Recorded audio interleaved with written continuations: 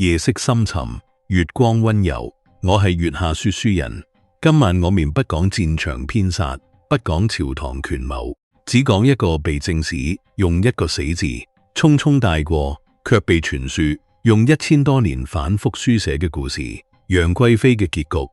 中國正史記載，楊貴妃死於馬嵬坡，但1年之後，當墳墓被掘開，棺中只剩一個香囊，屍骨不知所蹤。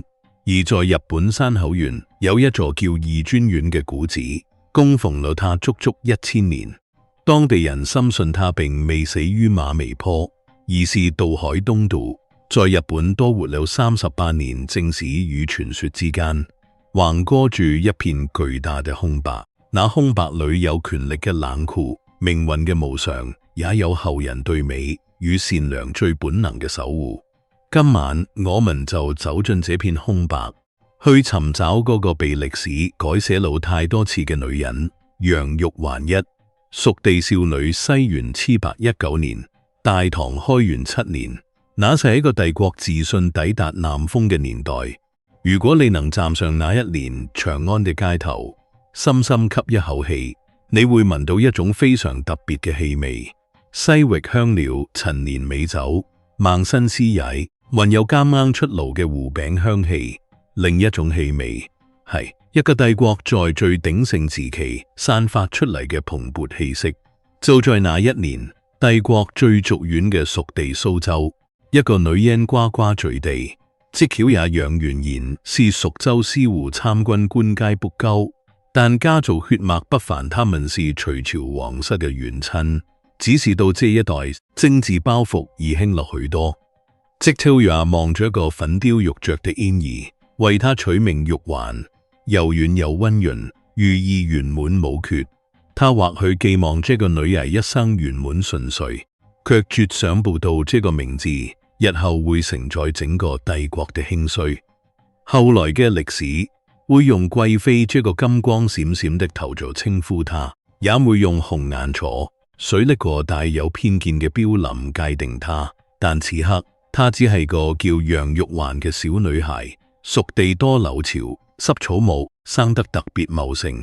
在這種環境下長大的女子皮膚，往往細碎如瓷器，性格中也藏着一股不受素順、肆意生長的穩勁。楊玉環的童年相對寬鬆自在，她在蜀地的樓街奔跑，穿着不算華麗但舒適的布裙，赤腳踩在濕潤嘅青石板上。她聽得最多的不是詩書五經，而是蜀地民歌、市井喧鬧，或即挑約與同僚飲酒後嘅高談闊論。那是一種沒有被禮教過度修剪嘅自然生長。命運教他嘅第一堂課是失去10歲那年，謝超耀日突然過身。在那個年代，沒有謝超耀庇護嘅少女就像斷了根蔓嘅花。楊玉環被送去洛陽寄養在叔父楊元雕家中，這是他人生中第一次地理跨越，由邊緣走向中心，由蜀地走向東都。如果說長安是帝國的政治心臟，充滿權力的肅殺氣息，那麼洛陽就是帝國嘅文化與享樂中心，充滿開放與曖昧嘅氣息。洛陽是武則天經營多年的東都，空氣中彌漫着一種比長安更女性化、更自由嘅氛圍。10歲嘅楊玉環坐在搖晃嘅馬車裏，穿過險峻嘅蜀道，望向窗外。鬱鬱啱啱嘅青山慢慢變成平原，官道連慢慢不斷。他不知條路，將來他還會再走一次，只不過你一次方向相反，叫逃亡。寄人籬下的日子，史書只留下寥寥幾筆。我們可以想象那些年，他需要步步留心，時時在意。但楊玉環並未因此變成敏感孤僻嘅少女。反而成長為一個性格爽朗、有幾分沒心沒肺嘅女子。她在洛陽迷上了音樂，史書記載她善歌舞、通音律，這本是貴族女子的必修課。對她而言，更是一種自我表達嘅語言。琵琶在她手中不再是哀怨嘅樂器，而是來自西域嘅搖滾樂。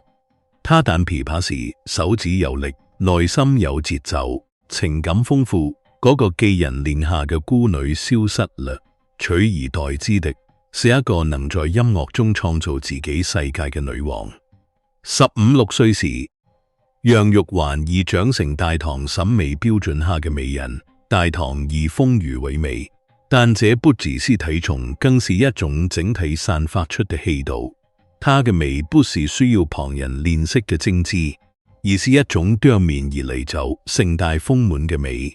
如洛陽城中盛放嘅牡丹，無需刻意討好任何人，它嘅存在本身就是春天。這種美對於見慣了宮中唯唯諾諾、明爭暗鬥的男人們來說，有着致命嘅吸引力，因為它代表他們最渴望嘅真實與一份從未被權力玷污過的快樂。二壽王妃西元730年，開元22年，這一年，洛陽城中最熱嘅話題是咸宜公主的大婚。咸宜公主是唐玄宗最寵愛嘅女兒，她嘅夏口佑武惠妃是當時後宮真正嘅掌權者。這場婚禮實際上也是一場大型相親宴。咸宜公主嘅同胞弟弟壽王李瑁已到適婚年齡，所有洛陽貴族嘅女兒都被邀請出席。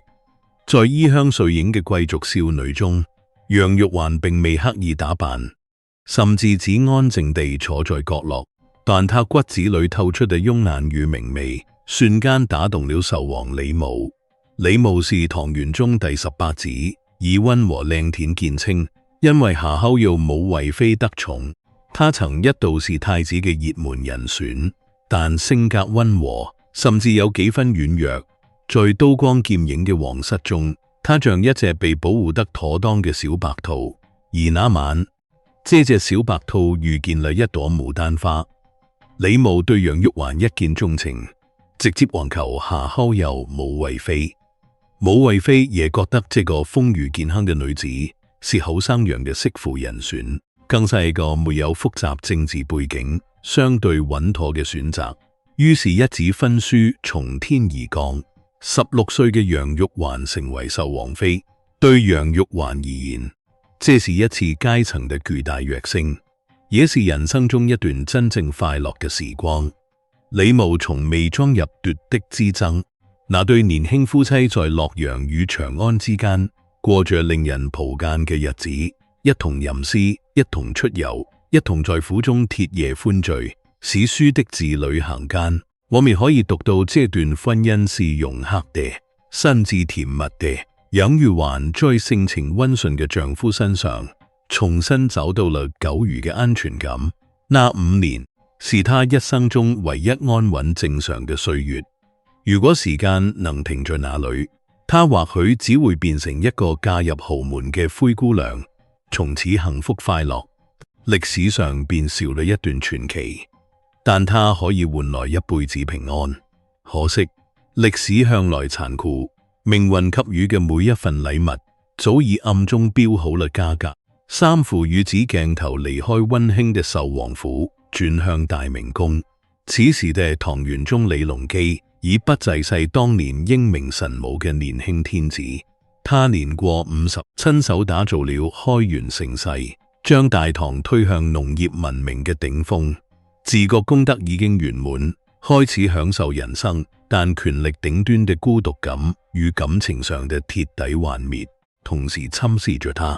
在至高無上嘅皇位上，他親手除過姑媽太平公主，逼退過知口月，眼底下的大臣個個圓滑世故，王子們的身影比自己前果然，眼神中藏着對皇位的渴望，而唯一能安攔他內心創傷，讓他感受到悲哀的女人是武惠妃。但武惠妃在西元737年因病離世。更令人心寒的是，在他過身之前，因被人挑撥，李隆基一日之內處死了包括太子在內嘅3名親生子女。一日殺三子慘案，血案偷空了他哋精神。每當夜深人靜，他總還覺到3個孩子的冤魂在宮中遊鬥，而唯一能讓他感到自己還活着嘅女人也永遠離開了。當時後宮幾千佳麗沒有一個能入他眼。他門內嘅不是李隆基這個人，只是皇帝這個權力符號。他需要嘅不是眉飾，而是一針能令他重拾青春的強心劑。命運嘅齒輪在西元740年秋天發出刺耳的咬合聲，為品解喪妻之痛，身邊人提議皇上前往丹山華清宮散心。隨行名單中，壽王李瑁與壽王妃楊玉環名列其中。當56歲滿心滯喪嘅玄宗透過水蒸氣或搖曳嘅燭光，望見22歲嘅楊玉環時，他看到一個處於女性生命力巔峰嘅女子。她天生豐腴的體態，因為生活順遂而養成的毫無顧慮嘅笑容，全身散發出近乎詩意嘅生命活力。那張臉有幾分像年輕時嘅武惠妃，卻多了一份毫無防備嘅天真。正是這份天真，徹底擊穿了倫理道德嘅界限。這不是單純的好色。李隆基後宮大把更年輕更貌美嘅女子，她真正被吸引嘅是楊玉環身上那份真實的生命力。在死氣沉沉嘅宮廷中，她像一頭朗入瓷器鋪嘅小鹿，不動權謀，不為皇權，可以大聲歡笑，也可以在音樂上與皇上據理力爭。這種鮮活，對一個逐漸衰老、內心封閉嘅帝王而言，是致命嘅吸引力。而年輕嘅壽王李瑁正沉浸在夏口又離世嘅悲痛中，完全察覺不到父皇心裏已盤算着一場赤裸裸嘅掠奪。楊玉環每日仍開心彈奏琵琶，享受華清宮溫泉嘅暖意，完全預料不到自己嘅人生即將被生生撕裂。4太真觀西元700數成年10月，一道內容蹊蹺嘅聖旨頒布，為替唐玄宗抹下口任太后祈福。壽王妃楊玉環自願請求出家做女道士，道號太真。文書中的用詞是自願，這是極其高明嘅政治包裝，瞬間將楊玉環從壽王妃嘅貞家身份扭轉為不帶任何世俗婚姻關係嘅神職人員。她不再是李瑁嘅妻子身份，歸屬於神明，而在當時嘅體制下，皇帝就是神明嘅最高代理人。22歲嘅楊玉環脫下王子妃嘅華服，換上素袍徒，搬入太真觀。百姓讚嘆楊家女兒孝心可嘉，但高牆之內上演嘅完全是另一場戲。那並不是青燈古佛嘅清修之地，而是換一種形式嘅奢華享受。此後的5年，實際上是楊玉環嘅身份過渡期與感情試用期，不需要處理婆媳關係，不需要面對前夫，她每日只需面對李隆基一人。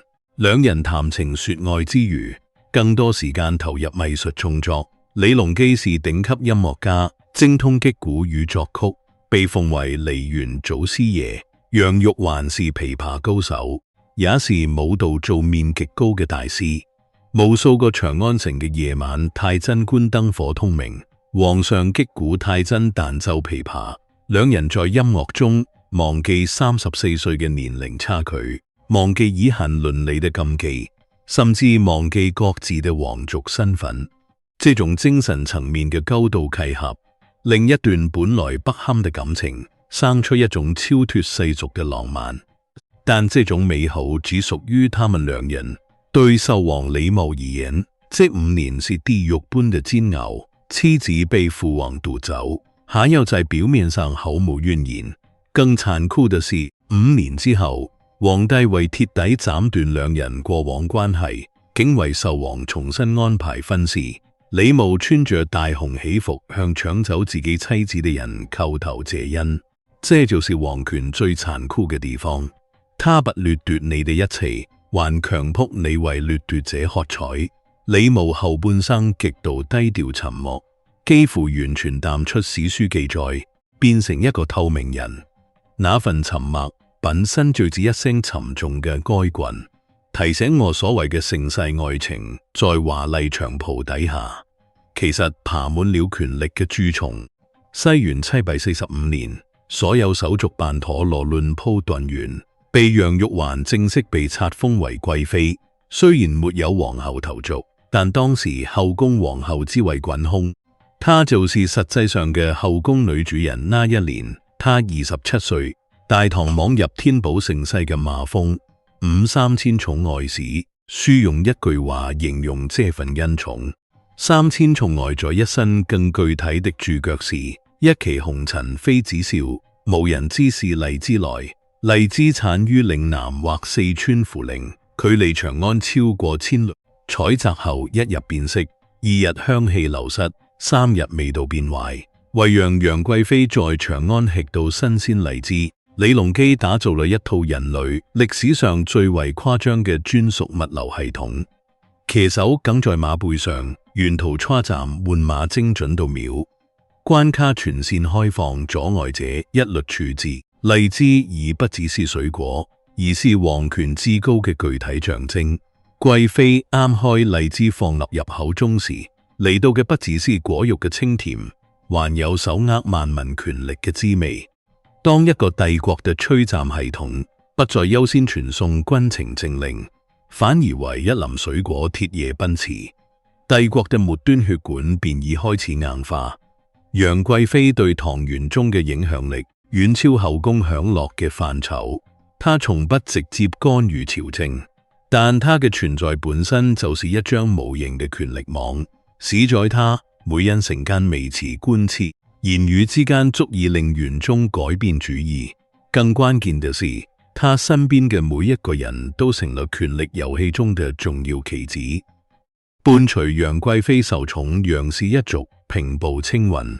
即搞楊元衍被追封為太尉，齊國公兄長楊崇還獲高官厚利，族兄楊國忠更是由一個市井無賴，憑藉貴妃裙帶關係攀升至宰相高位。3位姐姐分別被封為韓國夫人、郭國夫人、秦國夫人，擁有隨意出入皇宮的特權，排場奢華壓過皇室公主。郭國夫人卻嫌脂粉厚顏色，淡素娥眉焦自尊，素顏廣見，背後暗示嘅賓是對容貌嘅自信，更是一種可與皇帝分享寵愛嘅特權。楊氏家族如巨大藤蔓，攀附在大唐嘅參天大樹上，瘋狂吸取養分，也一步步將大樹勒至枯萎。而霓裳羽衣曲，則是這段盛世嘅共豐美學代表。李隆基根據印度婆羅門曲改編，融入道教飛升幻想，創作出這首麻風之作。當樂曲奏響，楊貴妃身披霓裳在大殿中央翩翩起舞，李隆基一定覺得自己已得道成仙，擁有世間最美嘅女人，譜寫最動聽嘅樂章。這就是人間天堂，就是傳生殿所追求嘅永近。但無論樂曲多動聽，終有曲終人散嘅一日。一個不合雕嘅音符懂入畫面，體重超過300斤嘅胡人安勒山。陸淵楊丕古安慎山比楊貴妃大10幾歲，卻憑藉胡人嘅狡黠與粗生嘅表演，深得玄宗與貴妃嘅歡心。他身材肥貴，玄腹幾乎隨之膝蓋，卻能在玄宗面前跳起旋轉如風嘅胡旋舞，逗得滿宮大笑。更驚世瓜熟的是，他竟厚顏無誅認楊貴妃做卡媽，每次入宮先拜楊貴妃，再拜唐玄宗，理由是胡人習俗，先拜母後拜父。最荒誕咗一幕是貴妃洗兒禮，本是民間為新生兒沐浴祈福的習俗，卻變成將300斤嘅大肥佬脫光裹入新寶遊行。楊貴妃笑到前仰後合，李隆基也笑到合不擸嘴。笑聲回盪在宮牆上空，聽來異常刺耳。這是大唐帝國最舒服嘅瞬間。楊貴妃只當這係一場遊戲，完全察覺不到在眼前裝傻賣萌嘅大肥佬手中握咗一把磨得孔利嘅尖刀。安祿山身兼范陽平盧、河東3鎮節度，使掌控大唐邊境最精銳嘅18萬兵馬。他將契丹奚族首領的頭硬獻給長安，換取玄宗嘅絕對信任。同時在范陽城內暗中囤積糧草兵器，招兵買馬朝廷。但凡有人密報安籬山謀反，玄宗便直接將密報者捆送范陽，任憑安籬山處置。如此荒唐嘅局面持續了整整10年。楊貴妃身處權力核心，對安籬山真面目的察覺是可能嘅，但她嘅反應不是告發，而是縱容。或許出於對安籬山笨拙表演嘅喜愛，或許因為安籬山每年進貢嘅珍寶奇玩，又或許他根本不願相信嗰個滿嘴甜言蜜語嘅狐兒會背叛自己。這份縱容最終要了他的命。西元750年冬天，長安城依舊日日笙歌，但請將耳朵貼近地面，細聽北方范陽軍營中一陣沉悶嘅戰鼓聲。雍陽披鼓已正式敲響，初時聲音細微，被霓裳羽衣曲遮掩，但鼓聲越來越大，不再是慶典嘅歡樂，而是死神逼近嘅腳步聲。安籬山以討伐楊國忠為名，率15萬大軍南下，幾乎兵不血刃便攻陷東都洛陽。清帝建國大宴，大唐帝國嘅根基，在短短2個月內動搖崩塌。楊玉環短暫華美嘅人生到此告一段落，等待他的不再是鮮花與掌聲，而是馬嵋坡下的白蟻與漫漫長夜。馬嵋坡天寶15載，西元756年6月，長安城牡丹花期已過，空氣中只剩燒焦嘅氣味。6月13日凌晨，暴雨籠罩長安。71歲嘅李隆基帶着楊貴妃王子皇孫與一小隊禁軍逃離皇宮。阿門深一腳淺一腳踩着泥攬，龍袍鳳冠濕透，囊果至極到達咸陽望賢宮時已人去樓空。最後只有當地百姓奉上幾份粗製糊餅與豆羹。平時為一道菜餚都能爭得面紅耳赤嘅公主皇孫，此刻為一口豆煎，不顧體面，直接用手去搵。楊玉環大概第一次清晰意識到，除了一層重飛的金粉，自己其實一無所有，而禁軍士兵們的忠誠也到了崩潰的邊緣。連續的急行軍，斷糧的飢餓，對前途的恐墮，讓積蓄已久嘅怨氣在軍中沸騰。士兵們嘅目光從皇帝身上移開，轉向了那個被視為嗰國根源嘅楊氏家族。6月14日，隊伍抵達馬嵋坡，一個微不足道嘅親站，卻是中國歷史上一處巨大嘅情感黑洞。士兵們不願再為呢個已失去威望嘅皇帝賣命。當一隊吐蕃使者圍住宰相楊國忠索取糧食時，士兵借機高喊楊國忠勾結胡人謀反。刀光一閃，人頭落地。楊國忠嘅阿姊楊氏姐妹相繼被亂刀砍死，郭國夫人逃至陳沖後被追兵圍困，自刎未果頸上鮮血噴湧，最終在獄中血盡而亡。楊氏一族轉眼間灰飛煙滅，但禁軍統帥陳元禮清楚他殺了宰相，而宰相是貴妃嘅親哥哥。一旦皇上日後氣頭過好，成隊禁軍都會被秋後算賬。大軍包圍操站，拒絕離開陳元禮跪地，身後是數千雙血紅嘅眼睛，聲音如鋼鐵般冰冷，作本常在。楊貴妃本人李隆基猶豫不決，貴妃深居宮中，怎知楊國忠謀反？此時高力士開口了，貴妃確實無過，但壯士已都殺楊國忠，若貴妃仍留陛下身邊，士兵如何安心？將士心疑。陛下人身安全，代嚟保障。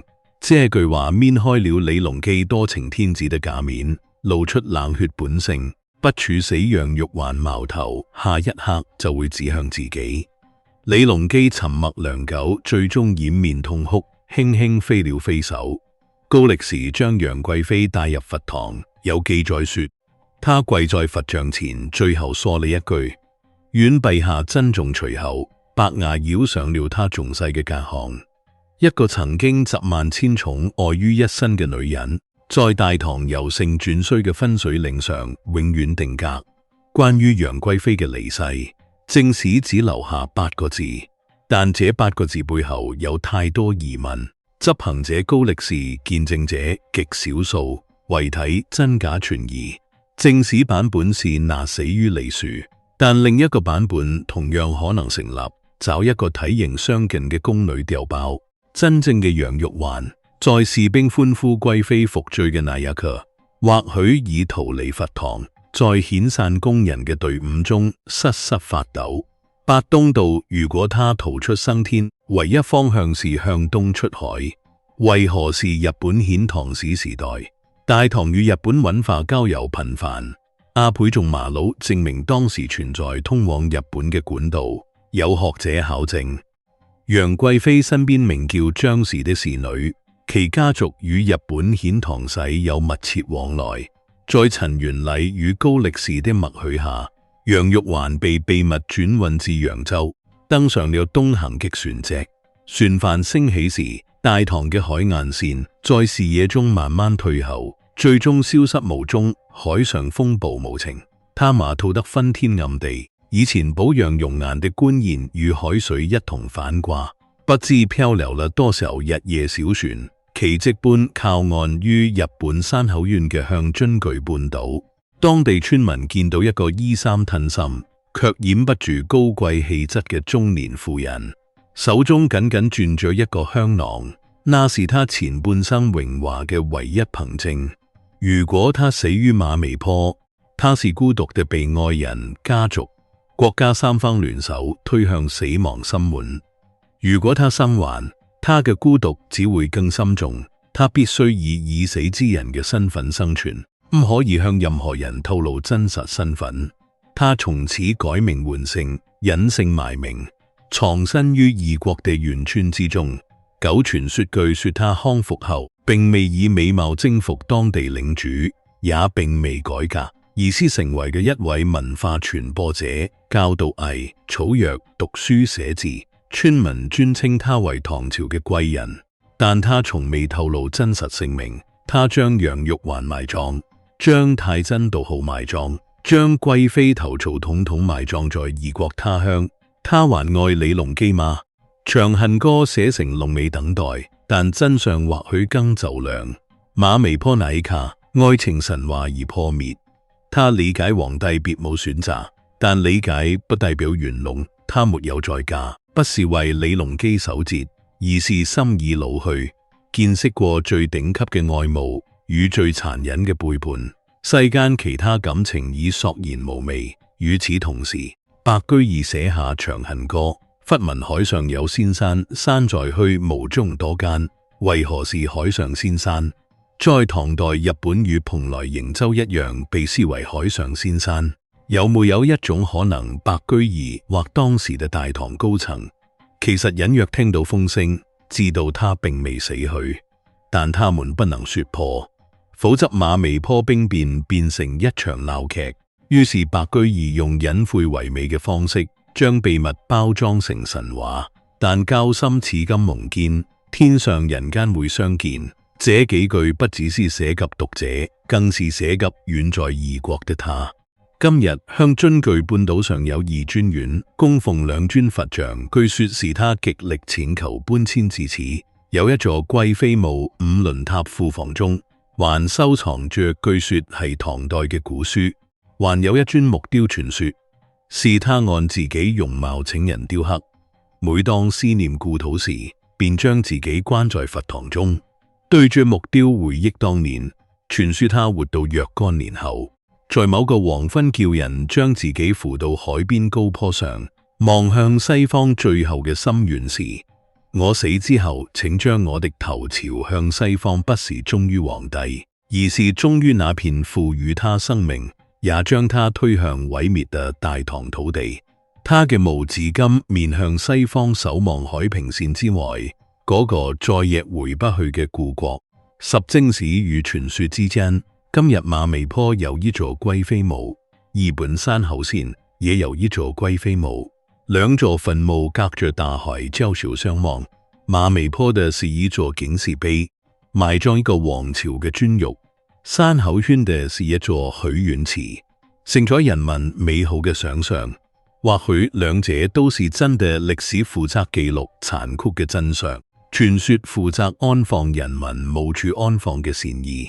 一個女人在權力嘅夾縫中被碾碎，又在後人嘅想象中被重新救起，這本身就是一個關於文明完成嘅預言。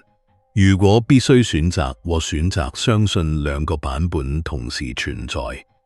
馬嵬坡下埋咗一個殘酷嘅真相，提醒後人權力的冷血無情。佢向東瀛嘅小船上承載咗一個溫暖嘅幻想，見證人性嘅溫柔與慈悲。楊玉環的一生是大唐由盛轉衰的一面鏡子，照見了權力的貪婪、倫理的崩壞、戰爭的殘酷，也照見了藝術的永恆、愛情的執着與民間記憶的溫情。夜已經很深啦，二專院嘅鐘聲穿過1200年嘅時光，回響在耳邊，向樽醉嘅海風仍然吹着墳旁嘅杜南花。每年初夏都會盛開，紅彤彤嘅花瓣，如當年長安城嘅胭脂，卻散發出泥土嘅清香。願你都可以在生活中找到屬於自己嘅渡船，渡過風暴，抵達寧靜嘅彼岸。我是月下說書人，多謝你今晚聽到最後，願你今夜安穩，明日從容，晚安。